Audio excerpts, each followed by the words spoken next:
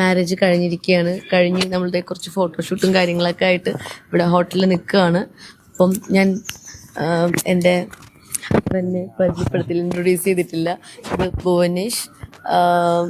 അതെ, വരുന്ന വഴി ഞാൻ കുറേ വിശേഷങ്ങളൊക്കെ പറയാം. എന്താണ്, എങ്ങനെയാണ്, അറേഞ്ച്ഡ് ആണോ, ലവ് മാരേജ്, നിറയെ ക്വസ്റ്റ്യനൊക്കെ ആയിരിക്കും. ഇതെന്താ, എങ്ങനെ കണ്ടുമുട്ടി, എങ്ങനെയാ തമിഴ് മലയാളം എന്നൊക്കെ, അതൊക്കെ വഴിയെ പറയാം. എന്തായാലും ഞങ്ങൾ ഭയങ്കര ഹാപ്പി. നിങ്ങളെല്ലാവരുടെയും പ്രാർത്ഥന അനുഗ്രഹമൊക്കെ എപ്പോഴും വേണം. പിന്നെ വേറെന്താ, ഭുവനേഷിന് എന്താ പറയാനല്ലേ?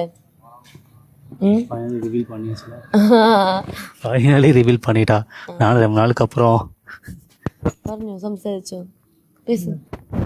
എന്താ പറയല്ലേ? ഞാൻ ഇപ്പൊ റിവീൽ ചെയ്തു ഇതാണ് ഭുവനേഷ്. ഓക്കെ, അപ്പൊ മതിയെന്ന് പുള്ളി കുറച്ചേ സംസാരിക്കുള്ളൂ. അതെ, അപ്പൊ എന്തായാലും ഇനി നമ്മുടെ കുറേ ഫോട്ടോസും വീഡിയോസൊക്കെ വരുന്നുണ്ട്. ഞാൻ കുറച്ച് മുന്നേ ആയിട്ട് ഞാൻ വീഡിയോസൊക്കെ ഞാൻ ഷൂട്ട് ചെയ്ത് വെച്ചിട്ടുണ്ടായിരുന്നു. അപ്പം അതൊക്കെ യൂട്യൂബിൽ ഞാൻ അപ്ലോഡ് ചെയ്യും. നിങ്ങളെല്ലാവരും കാണണം. പിന്നെ വേറൊന്നുമില്ല. ഇപ്പം ഞങ്ങൾ ഉറങ്ങിയിട്ടില്ലായിരുന്നോ?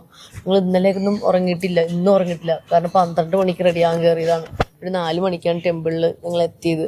ഇനിയിപ്പോൾ ഡെസ്റ്റിനേഷൻ വെഡിങ് ഉണ്ട്. അപ്പോൾ അതിൻ്റെ വീഡിയോയും കാര്യങ്ങളൊക്കെ കാണിച്ചു തരാം കേട്ടോ. അപ്പം ഇവിടുന്ന് നേരെ